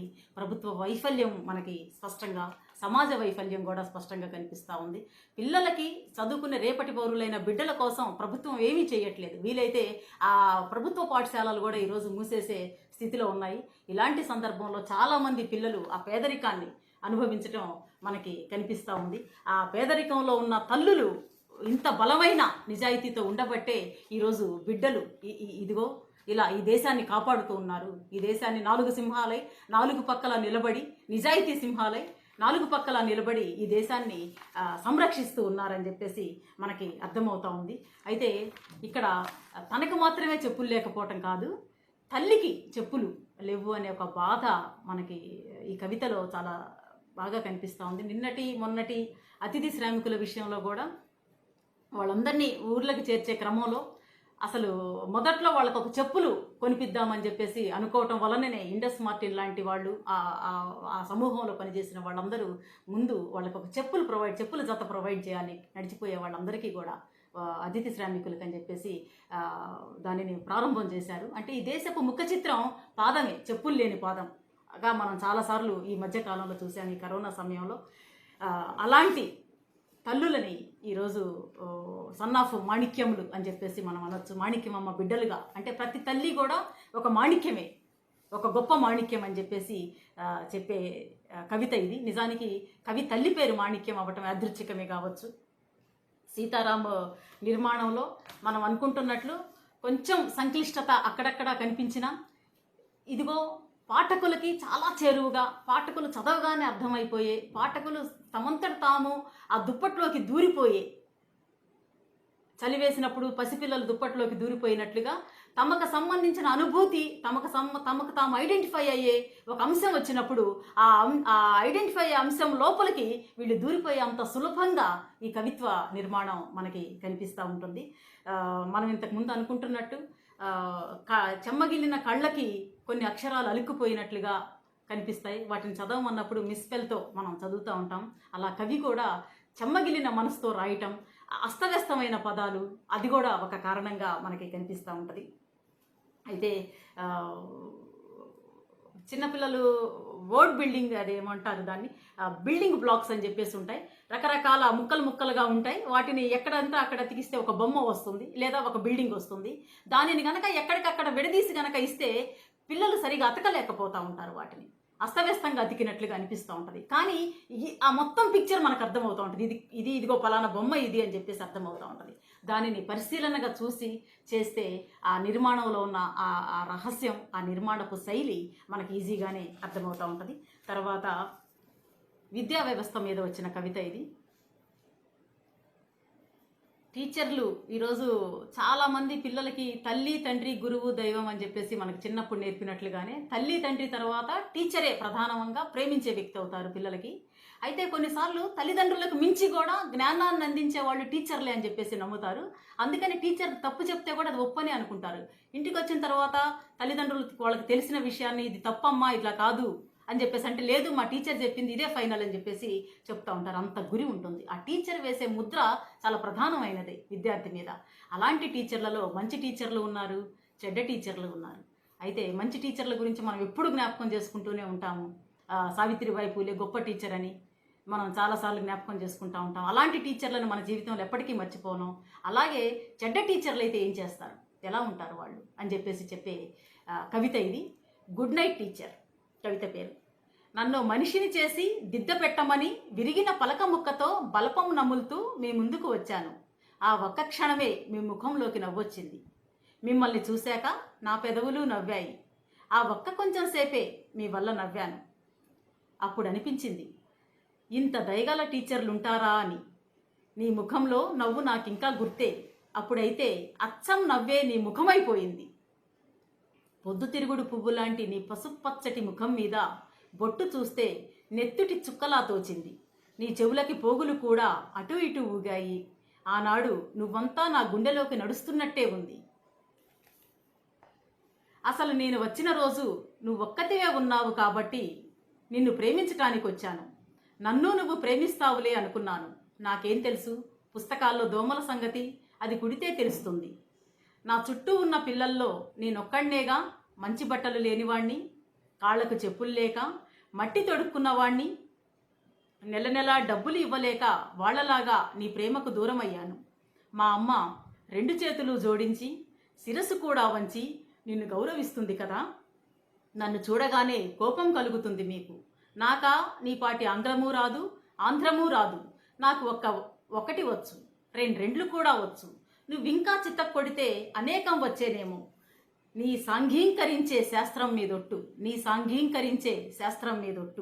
నీ అచ్చతెనుగు వర్ణాల మీదొట్టు. నువ్వంటే చిటికెడు ప్రేమ నాకు. అప్పటి నవ్వులాంటి నవ్వు మళ్ళీ వస్తుందేమో చూద్దామనిపించింది. మీ రూళ్లకర్ర చేతులకు చిక్కాను. నాకు మీరు పెట్టే పరీక్షలు వద్దు, నాకు నువ్విచ్చే ఈ మార్కులు వద్దు. నాకు నువ్వు పెట్టే గుడ్లు, ఎక్సలెంట్లు, బ్యాడ్లు వద్దు. నన్ను ప్రశ్నకు సమాధానం చేసి మీరు కొట్టిన ఇంటూని సున్నాని చూస్తున్నాను. ఇంత పెద్ద లోకంలో నాకు బడులు దొరక్క మీ బడిలో చేరాను. ఇంతకాలం మీ బెత్తాం కళ్ళల్లో పడి క్షణక్షణం ఉచ్చే పోసుకున్నాను. చదివింది మరిచేపోయాను, మరిచింది మళ్ళీ గుర్తే చేసుకున్నాను. ఇక గజగజా పాఠం ఒప్పచెప్పనా టీచర్? మీరిచ్చిన టీసీలు, ప్రవర్తనా పత్రాలు ఈ చేతుల్లో ఉన్నాయి. ఇక ఈ రాత్రి good night teacher, good night teacher. ఈ ఈ గుడ్ నైట్ చెప్పిన విద్యార్థి ఒక పేద విద్యార్థి మనకు తెలుస్తూ ఉంది. అంటే ఇంట్లో పేదరికం వంటి మీద తెలుస్తుందని, ఆ పేదరికాన్ని సూచించే బట్టలు వేసుకోవడం వలన అతను పేదవాడవ్వడం తెలుస్తూ ఉంది మనకు. అట్లాగే ఫీజు ఇవ్వలేకపోవటం. అంటే ఈ దేశంలో చాలామంది ఆదివాసీలు ఇదే పేదరికంతో ఉన్నారు. దళితులు, అనేక మంది బహుజనులు, ఇంకా పేదలు చాలామంది, ఎక్కడైనా పేదలు ఇలాంటి ఆహార్యంతోనే మనకి కనిపిస్తూ ఉన్నారు. ఇలాంటి టీచర్స్ ఉండటం వల్ల, అంటే పిల్లల్ని చిటికి మాటికి కొట్టే టీచర్స్ ఉండటం వలన, వాళ్ళు చదివింది కూడా మర్చిపోయే పిల్లలు ఉన్నారు. ఆ మర్చిపోవటం వలన, ఆ భయం వలన ఇంకోసారి మళ్ళీ స్కూల్కి రాకూడదని చెప్పేసి భావించటం వలన చాలామంది దేశంలో డ్రాప్ అవుట్స్ అవుతూ ఉన్నారు. మనకి దేశంలో ఎక్కడ చూసినా ఇన్ని సంవత్సరాల స్వతంత్రం తర్వాత కూడా మనకి 15, 14, 13 ఏళ్ల పిల్లలు కూడా పనిచేస్తూ మనకి కనిపిస్తూ ఉంటారు. కన్స్ట్రక్షన్ వర్క్లో కూడా కనిపిస్తూ ఉంటారు. పెయింటర్స్గా టీనేజర్స్ కనిపిస్తూ ఉంటారు. సిమెంట్ మోసే వాళ్ళకుగా ఇప్పటికీ కూడా టీనేజర్స్ మనకి ఈ రోజుకి కూడా కనిపిస్తూ ఉన్నారు. వీళ్ళందరూ అంటే పేదరికం ఒక్కటే కాదు, ఇక్కడ కులాభిజాత్యంతో ఉన్న టీచర్లు కూడా పిల్లల్ని కులపరంగా గుర్తుపట్టి, పిల్లల్ని మతపరంగా గుర్తుపట్టి, పిల్లల్ని దూరంగా పెట్టి వాళ్ళని డిస్కరేజ్ చేసే టీచర్స్ కూడా ఉన్నారు. వాళ్ళని చీటికి మాటికి కొట్టే టీచర్స్ కూడా ఉన్నారని చెప్పేసి చెప్పటం ఈ కవిత ఉద్దేశం. అంటే ఈ కవితలో పిల్లలు, అంటే ఈ వాక్యాలన్నీ కూడా మనం చదువుతూ పోతూ ఉంటే చాలా మెత్తగా తగులుతూ ఉంటాయి చేతులకి, తడిమినట్టు. మనం కనుక ఒకసారి టచ్ చేయాలని చెప్పేసి టచ్ అవుతూ ఉంటాయి మనకు. అవి ఎలా చాలా మెత్తగా, చాలా శుతిమెత్తగా, సున్నితంగా తగిలే చాలా పదాలు ఉన్నాయి. కవితలో టోన్ పసిపిల్లవాడిదా అని చెప్పేసి అంటే, కవిత మొత్తం పసిపిల్లవాడు. ఇక్కడ ఇంతకుముందు మనం అనుకుంటున్నట్టు కవితే పసిపిల్లవాడు. ఇదిగో నువ్వు ఇలా కొట్టావు నన్ను, నేను ఇలా నేను బాగా చిన్నప్పుడు నన్ను మనిషిని చేసి దిద్ద పెట్టమని విరిగిన పలక ముక్కతో బలపం నములుతూ మీ ముందుకు వచ్చాను అని చెప్పేసి చెప్పిన అక్షరం దగ్గర, పదాల వాక్యాల దగ్గర నుంచి, ఆ పాదాల దగ్గర నుంచి చివరి వరకు కూడా మనకు ఒక పసిపిల్లవాడు కనిపించటం ఈ ఎక్స్ప్రెషన్లో, సీతారాం గారి ఎక్స్ప్రెషన్లో ప్రధానమైన అంశం. తర్వాత అంటే ఇలాంటి మెత్తటి వాక్యాలు చాలామంది కవులు రాశారు. సీతారాం గారు రాసినప్పుడు మనకేమనిపిస్తుందని అంటే, ఆ వాక్యం మనల్ని దొంగిలిస్తుంది. ఆ వాక్యంలోకి మళ్ళీ మళ్ళీ మనం వెళ్ళిపోతూ ఉంటాం, మళ్ళీ ఇంకొకసారి చదవాలని చెప్పేసి అనిపిస్తూ ఉండటం. అంటే పాఠకులు కూడా అందులో ఇమ్మర్స్ అయ్యి వాళ్ళు ఒక వాక్యంగా మారిపోవటం మనకి ఈ కవిత ద్వారా అలాంటి ఫీలింగ్ కలుగుతూ ఉంది. తర్వాత ఇంకొక కవిత, అంటే ఇట్లాంటి కవితలు చాలా ఉన్నాయి, సున్నితంగా రాసిన కవితలు. వాటితో పాటు మతం మీద చాలా కవితలు రాశారు.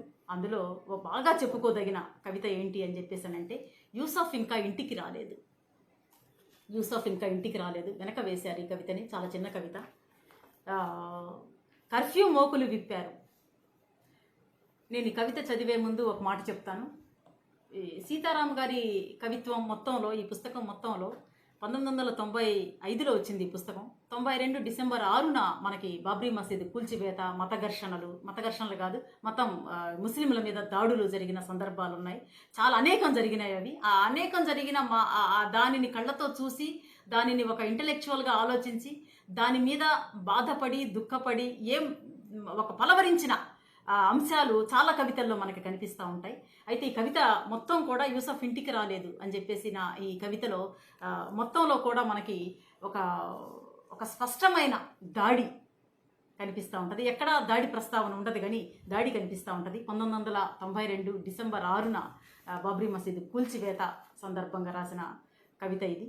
ఆ తర్వాత జరిగిన విపరిణామాలు. కర్ఫ్యూ మోకులు విప్పారు, వీధులు విచ్చుకున్నాయి, గొంతెండిన పంపులు నీళ్లను పుక్కిలించి ఉమ్ముతున్నాయి, పాల సంచులు, ముక్క బియ్యం దొరుకుతూనే ఉన్నాయి. కొమరయ్య తుపాకీకి అంటిన శవాన్ని తుడిచాడు. 30 తూటాల్లో 3 మిగిల్చి కంపెనీలో లెక్క అప్పగించాడు. ఈ కొమరయ్య 27 తూటాలు ఎక్కడెక్కడ నాటాడు?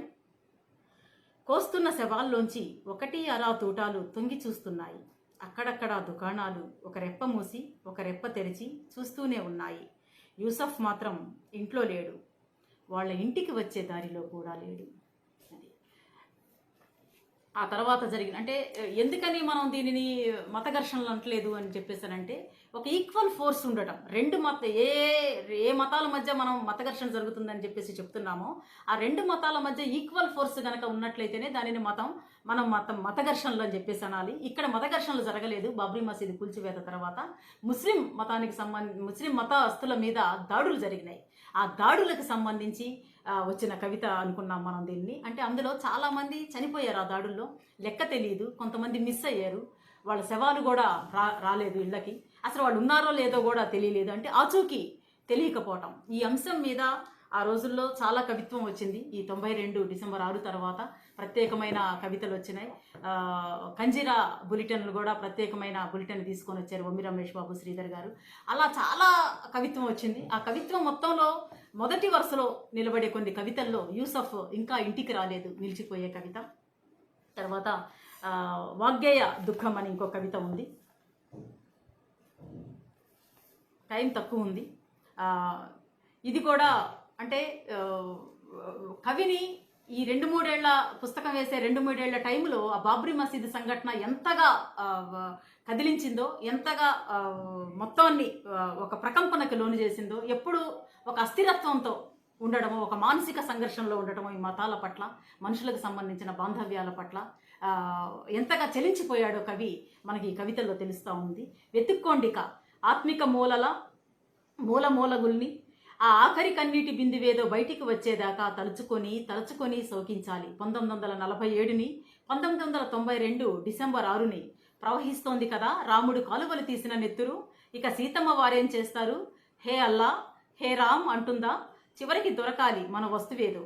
జాతి గుండెల మీద నర్తించిన ఆ పాదం, తొక్కిన ప్రాణంలోంచి పెగిలిన ఆర్తనాదం ఎవడికి కావాలిప్పుడు? హస్తినలో ఉందా? నా కోసం ఉంటానందా? కరకర సేవకుల్లారా బయలుదేరండి, చివరికి దొరకాలి మన వస్తువేదో అని చెప్పేసి రాసిన కవిత ఇది. అంటే సామాన్యమైన భక్తులు అరాచకాలు సృష్టించలేదు. సామాన్యమైన హిందూ జీవనంలో ఉన్న వాళ్ళు ఐక్యత కోరుకున్నారు. దీనిని రాజకీయం చేయాలనుకున్న వాళ్ళు మాత్రమే, రాజకీయంగా బలపడాలి, రాజకీయంగా లబ్ధి పొందాలనుకున్న వాళ్ళు మాత్రమే బాబ్రీ మసీదుని ఒక రాజకీయ అంశంగా చేసి దాని చుట్టూ ఇంత రాజకీయ చర్యల్ని చేశారు. అందుకని దానిని ఈ ప్రతిబింబించే కవిత ఇది. వాటితో పాటు అంటే ప్రజాస్వామిక హిందూ గుండెలో ఉన్న ఒక లోపలి బాధ, ఈ రెండు మతాలు ఘర్షణ పడటం పట్ల ఒక వ్యతిరేకత ఈ కవితలో మనకి కనిపిస్తూ ఉంది. అలాగే చివరికి 2 మతాలమయ్యాం కదా అని దేశ విభజన మీద కూడా కవిత ఉంది. ఇందులో ఒక పదం ఉంది, చరిత్ర కోసం మనం కొందరం హిందువులమయ్యాం, ముస్లింలము అయ్యాం, కానీ మనుషులం కాలేకపోయాం అని చెప్పే కవిత ఉంది. అలాగే మే 15 శనివారం హిందుత్వ ఫ్యాసిజాన్ని వ్యతిరేకించిన కవిత ఇది. చాలా కవితల్లో హిందుత్వ ఫ్యాసిజాన్ని చాలా స్పష్టంగా వ్యతిరేకించిన కవి సీతారాం. బాబ్రీ మసీదు ప్రస్తావన అనేక కవితల్లో తీసుకొచ్చిన కవి, ఈ పుస్తకంలో అనేక కవితల్లో తెచ్చిన కవి సీతారాం గారు దాని పట్ల ఘర్షణ లోనైనట్లుగా మనకి తెలుస్తూ ఉంటుంది. ఇందులో చాలా కవితల్లో ముగింపు ఒక పరిష్కారంతో కూడుకొని ఉన్నట్లుగా మనకి కనిపించదు. అంటే వ్యక్తిగా సంలీనమైపోయి, వస్తువుతో సంలీనమయ్యి ఒక మానసిక స్థితిని ముగింపు కోరుకోకపోవటం, ఆ స్థితిలో ముగింపును కోరుకున్నట్లుగా కవి కనిపించదు మనకి. ఆ వస్తువుని ప్రజెంట్ చేయటం, దానికి సంబంధించిన ఒక అధివాస్తవిక దృక్పథంతో దానిని బయటికి తీసుకొని రావటం మనకి కనిపిస్తూ ఉంటుంది. కాలం మీద కొన్ని కవితలు ఉన్నాయి ఈ పుస్తకంలో. కలకాలం ఉండాలి, కాలం చేశాను, అకాల సూచిక ఇందులో ముఖ్యమైన కవితలు. కమ్యూనిస్టుల మీద విమర్శ చేస్తూ నా ఎడంకన్ను గుడ్డిదే అనే కవిత రాశారు. ఒట్టి లెస్మార్ట్స్ అని వ్యవసాయానికి తిరిగి వెళ్లాల్సిన అవసరం ఉంది ఇప్పుడున్న ఈ కంప్యూటర్లు వీటన్నిటిని వదిలేసి అని చెప్పేసి ఒక ముందు చూపుతో రాసిన కవిత ఉంది. 25 ఏళ్ల క్రితం రాశారు. ఆ కవిత ఇందులో ఉంది. తర్వాత అయితే చాలామంది ఏమంటున్నారు, సీతారాం అనగానే ఒక దుఃఖ కవనో, లేకపోతే మరణం మీద రాస్తాడనో, లేకపోతే ఒక వేదనాభరితమైన వాక్యాలు ఉంటాయనో అని చెప్పేసి చెప్పిన వాళ్ళు ఉన్నారు. అయితే ఈ దుఃఖం, ఈ వేదన ఇవన్నీ కూడా ఎక్కడి నుంచి వచ్చాయి అని చెప్పేసానంటే సామాజిక అంశాలలో నుంచి, సామాజిక జీవనంలోంచి, సామాజిక జీవితంలో నుంచి, సామాజిక సంఘర్షణలోంచి వచ్చిన ఆ దుఃఖాన్ని వైయక్తిక దుఃఖంగా మార్చి కవిత్వం చేయటం సీతారాం గారి ప్రత్యేకత. అట్లాగే మరణం మీద తాత్వికమైన కవితలు చాలా కనిపిస్తాయి. చాలా కవితల్లో శవమని, మరణమని ఇట్లాంటి పదాలు మనకు ఎక్కువగా కనిపిస్తూ ఉంటాయి. చనిపోవటం అని, వెళ్ళిపోవటం అని, కాలం చేయటం అని, ఇలాంటి అనేక పదాలు కనిపిస్తూ ఉంటాయి మనకి. చాలా మార్మికత దాని చుట్టూ కనిపిస్తూ ఉంటుంది. అయితే చాలామంది అంటున్నట్టు వేగుంట మోహన్ ప్రసాద్ ఇంపాక్ట్ మన సీతారాం గారి మీద ఉందని చెప్పేసి చాలామంది విమర్శకులు చెప్పారు. అయితే వేగుంట మోహన్ ప్రసాద్ కవిత్వానికి సీతారాం గారి కవిత్వానికి చాలా తేడా మనకి కనిపిస్తూ ఉంటుంది. ఎవరి ప్రత్యేకత వాళ్ళకు ఉంది. సీతారాం గారు కవిత్వ శిల్పంతో పాటు వస్తువును కూడా బలంగా ముందుకు తీసుకొచ్చిన కవి. రెండు బలమైనవి, అటు నిర్మాణము బలమైంది, ఇటు వస్తువు బలమైంది. అయితే కొన్ని సందర్భాల్లో చాలామంది కవుల్లో నిర్మాణం బలంగా ఉండి వస్తువు బలహీనంగా ఉండొచ్చు. కానీ ఇక్కడ అన్ని సామాజిక అంశాలతో, రాజకీయ అంశాలతో చాలా కవితలు, స్త్రీలకు సంబంధించిన అనేక కవితలు, వాళ్ళ కన్సర్న్తో, ప్రేమకు సంబంధించిన అనేక కవితలు, వృద్ధాప్యానికి సంబంధించిన కవితలు, ఇలా అన్ని రకాల వ్యవస్థ మీద కవితలు, బ్యాడ్ టీచర్స్ మీద కవితలు, తల్లులకు సంబంధించిన పిల్లల్ని పెంచే అంశాల మీద కవితలు, ఇలా సమాజానికి సంబంధించిన అనేక వస్తువుల మీద, సామాజిక రాజకీయ సమకాలీన అంశాల మీద ఆయన రాసిన కవిత్వం, ఆ కవిత్వం చుట్టూ చాలా బలమైన వస్తువు అల్లబడి నిర్మింపబడి ఉంది. అయితే దానిపైన పైపైన నిర్మింపబడి ఉన్న శిల్పాన్ని చూసి చాలామంది ఇది ఒక ప్రత్యేక శిల్పం అని, ఆ శిల్పం గురించే మాట్లాడటం వలన ఈ కవిత్వం సరిగా ప్రజల్లోకి, వస్తువు స్పష్టంగా ప్రజల్లోకి వెళ్ళనట్లుగా మనకు అనిపిస్తూ ఉంది. అంటే ఎవరైతే సీతారాం గారి నిర్మాణం గురించో, అదే శిల్పం గురించో మాట్లాడుతూ ఉన్నారో వాళ్ళు సీతారాం గారిని మిస్ అయినట్లే అని చెప్పేసి అనిపిస్తుంది. సీతారాం గారికి ఆయన్ని తెలుసుకోలేకపోవటం అనేది మనకి అనిపిస్తూ ఉంటుంది. అంటే శిల్పం దాటి వస్తువులోకి పాఠకుడు గనక వెళ్ళినట్లయితే ఆ కవిత్వం స్పష్టంగా అర్థమవుతుంది. శిల్పం గొప్పదే అయి ఉండొచ్చు, శిల్పంతో పాటు వస్తువు కూడా గొప్పదని చెప్పేసి ఏ పాఠకుడైనా, ఏ కవైనా ఎప్పుడు చెప్పగలుగుతారు అని చెప్పేసి అంటే ఈ పుస్తకాన్ని చక్కగా అర్థం చేసుకోవటం కోసం చదివితే చెప్పగలుగుతూ ఉంటాం మనం. అలాగే ఇంకొక చిన్న కవిత చదివి నేను దీనిని ముగిస్తాను.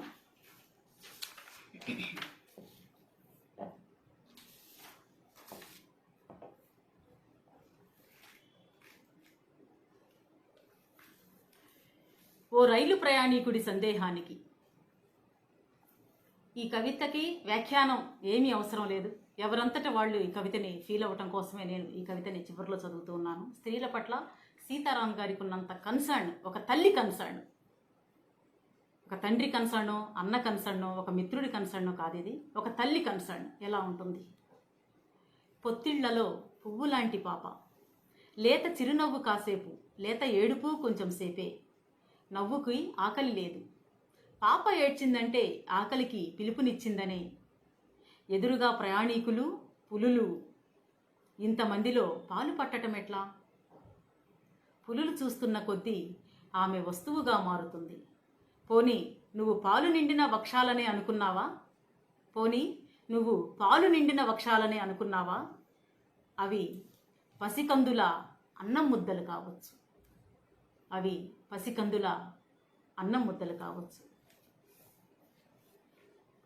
Thank you. మిత్రులకు ధన్యవాదాలు.